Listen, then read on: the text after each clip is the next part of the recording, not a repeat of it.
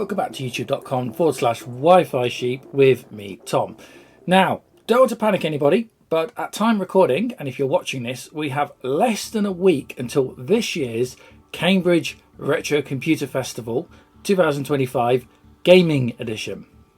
Last year was absolutely amazing, and what made it amazing was you. Yes, all of you that kindly came down and visited the museum. You supported the Centre for Computer History in Cambridge, and you came along for an absolutely fantastic week, and it made my show. It really did. Meeting so many of you in person, it was utterly amazing, and I'm hoping we can recreate that again a year later.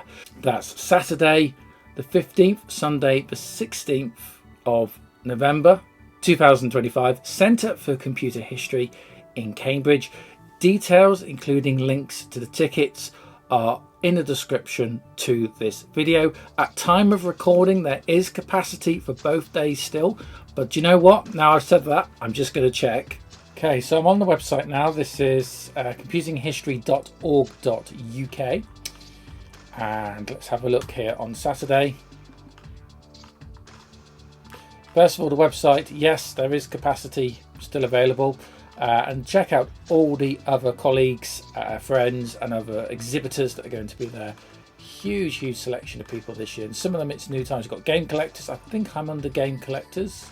So as I said at the start of the video, and without panicking because I am vastly running out of time to get my exhibits ready, I just want to go through quickly from me what you're likely to see from me on the day on the Wi-Fi Sheep stand. So we'll start with my VC64, this running in VIC-20 mode, and this first title, which is Cheese and Onion, which has now been released for free. This is from The Future Was 8-Bit. I have featured this briefly on the channel before. It's an absolute masterpiece considering this runs on a VIC-20. Bearing in mind a machine that has no sprite engine and no ability to draw graphics or smoothly scroll. Just bear in mind as you watch this, this is an absolute masterpiece.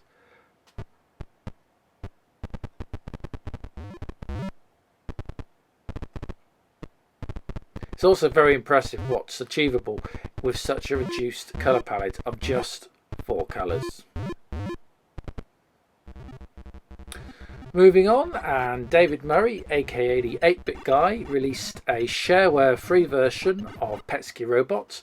This is the VIC-20 version, which again we might preview and look at a little bit during the show itself. So again, it runs really well. It does need some expanded capabilities of the VIC-20, which the C64 emulation version can actually cope with, and as you can see, it's actually running quite well.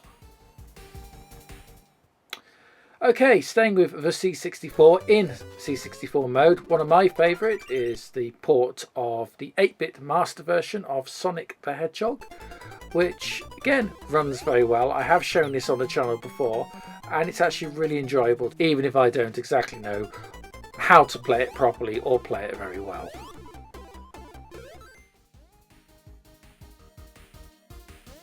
And finally, I have a version of Elite ported over from the BBC Micro. This is freely available from Ian Bowles' website. This is the 1985 version running here on the Commodore 64, be it under emulation. And yeah, it runs okay, and it's not bad considering the Commodore 64 runs at least 1 MHz slower than the BBC Micro. BBC Micro, of course, was clocked for 2 MHz. This runs at 1 MHz, so you can see the slowdown, but the extra RAM does help out. Okay, moving on, and this is an original PAL version of the Nintendo Entertainment System. I'm slightly annoyed because the lid here has actually changed, or it's gone back to being yellow, which you can't really see on camera. I'm thinking of running these carts. I'm going to show these at some point. This is a highly illegal multi-cart, and here is one of these SD Everdrive carts, which is I don't know if that's any better, but anyway, let's try the first cart. And yeah, I'm getting this a lot despite the fact I have changed out the edge connector. It still struggles a bit, and nope, not quite there yet. Just a couple more tries. Oh, nearly, bit of corruption. Keep going. Okay, there we are. Yeah, so this is one of these sort of 1 in 143 cart things, most of which are bootleg ROMs. There's no license for this. As I said, highly illegal. Don't recommend. But if you wanted to show, you know, various bits of software and don't want to take a ton of carts with you, this is an option. And some stuff runs all right. Here's Kirby's. I need to say Kirby 64 then. That would be incorrect. This is the original Kirby game on the NES from 1993. Kirby's Adventure. Which, although being rather pink and cutesy, I do actually like as a game. It plays really, really well, considering the limitations of this original, basically original Famicom hardware.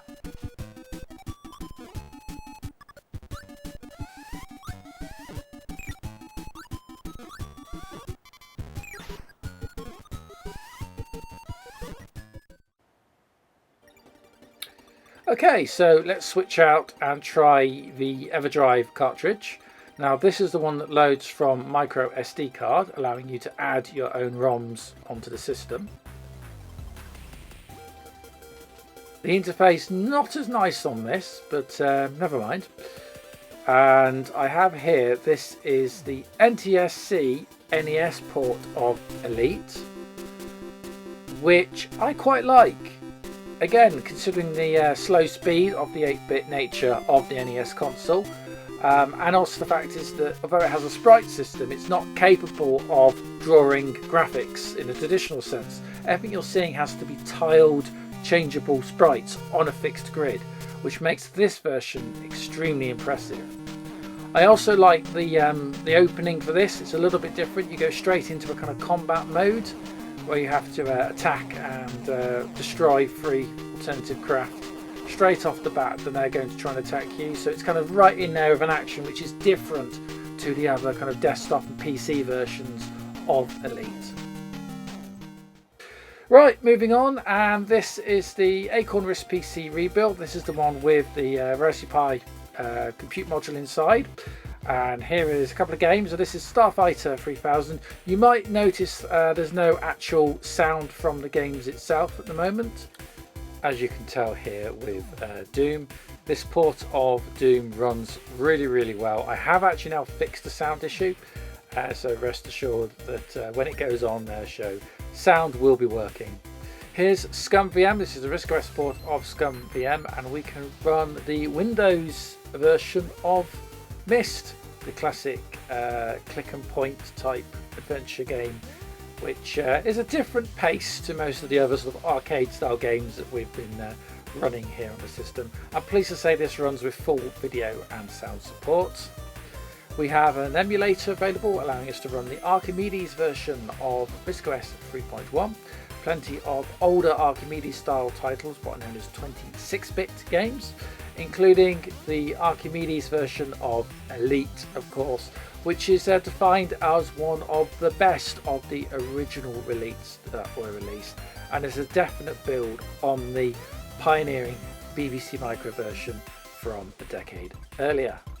Talking of BBC Micro, I had this interesting problem. This is one of my BBC Master 128, and yeah, it's definitely got a problem. This is one that went out to Bletchley Park earlier in the year. Something has gone zap. With the machine off, I suppose it might be worth just taking out things like the coprocessor, in case that's causing issues.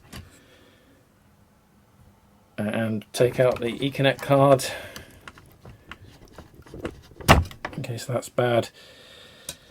Unfortunately, I have a feeling it might be a problem with the video, which I think is this one here from memory, and that would be a problem. Interestingly, and I forgot about this, this particular machine has this third-party mod fitted, and I've just flicked the switch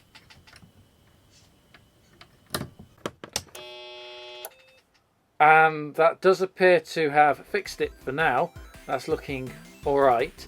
So yeah, dodgy mod, dodgy switch, not sure what that's meant to be about, but yeah, we're okay. Anyway, right, let's have a look at floppy disk software. This is disk software I'm going to take. We're going to load off floppy disks. We've got Chucky Egg, SimCity, White Light, which is a more recent release, Revs Classic 3D Racing Simulator, Stunt Car, which is a recent port, and the BBC Micro versions of Elite. Let's just take a look at Stunt Car, or Stunt Car Racer. This is the Commodore 64 port that's been recently, in recent years, ported over and requires the BBC Micro Master Series 128 in order to run. But it's a really, really impressive port and very fun game. So I reckon this will probably be what will be running on the 128. So yes, lots to look forward to. Hopefully all my content will hold it together, will travel down there okay, and will work all right over the 2 days. You never know with vintage computers, but lots of stuff you've already seen on the channel, so it'd be great to see you in person. I will be there on the show floor for both days, meeting and greeting you, and as I said, it's you, the visitors, that really do make these shows so special. So if you can, do come down and join us. Centre for Computing History, the Retro Computer Festival 2025 Gaming Edition. It's Saturday the 15th, Sunday the 16th of November 2025. Tickets and details you can find in the links to the description of this video. If you haven't done so already, please do consider liking and subscribing to me here on Wi-Fi Sheep. I will hopefully have a channel report video of what happened on the day, which will be up hopefully a few days after the event. I won't be doing live streaming this year, so it'll be a pre-record as the sort of highlights of this year's show. And once again, really hope to see you. So if I don't see you, then until next time, thank you so much for your company, and bye for now.